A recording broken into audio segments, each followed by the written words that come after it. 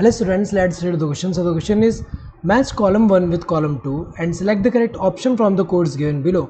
Column 1 दिया, column 2 दिया, match करके बताने की कौन सा ऑप्शन में करेक्ट मैच है.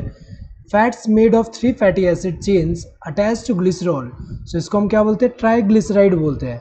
सो ट्राइग्लिसराइड्स क्या होते हैं, एक तरह का ये फैट है जिसमें क्या होता है, ये किससे बने होते हैं, ये ग्लिसरॉल एंड 3 फैटी एसिड जो है उससे बने होते हैं. तो यहाँ पे अगर हम देखें, जैसे ग्लिसरॉल होगा, यहाँ पे ग्लिसरॉल जो होगा, ग्लिसरॉल के साथ 3 फैटी एसिड जो है ये ऐसे अटैच्ड होंगे, 3 फैटी एसिड.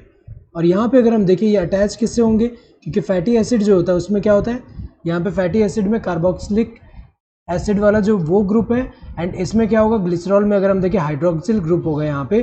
तो हाइड्रोक्सिल ग्रुप और इसका जो कार्बोक्सिलिक एसिड वाला ग्रुप है उससे मिलके क्या बनेगा, यहाँ पे जो एस्टर बॉन्ड बनेगा. सो ग्लिसरॉल एंड फैटी एसिड के बीच में क्या है, एस्टर बॉन्ड होगा. और ये जो होगा इस पूरे को हम क्या बोलेंगे, ट्राइग्लिसराइड बोलेंगे, जिसमें किससे बना होता है, ग्लिसरॉल एंड 3 फैटी एसिड से. सो ए का क्या होगा, R. Next, glycolysis metabolite made. So यहाँ पे अगर हम देखें कौन सा ग्लाइकोलिसिस का मेटाबोलाइट है, ये ग्लिसरल्डिहाइड. तो अगर देखा जाए ये बी का क्या होगा, क्यू, क्योंकि हमें पता है कि जो ग्लाइकोलिसिस में एक मेटाबोलाइट फॉर्म होता है वो कौन सा होता है, glyceraldehyde. Glyceraldehyde 3 phosphate.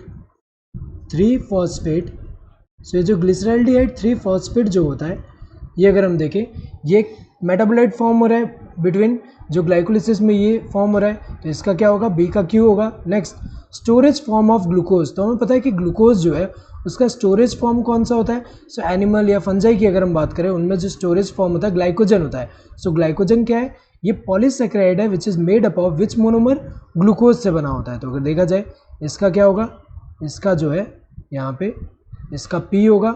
Next, common respiratory substrate. तो हमें पता है कि रेस्पिरेटरी सबस्ट्रेट में सबसे कॉमन कौन सा होता है, ग्लूकोज होता है. सो इसका क्या होगा, S होगा. सो यहाँ पे अगर हम देखें A का क्या होगा, R.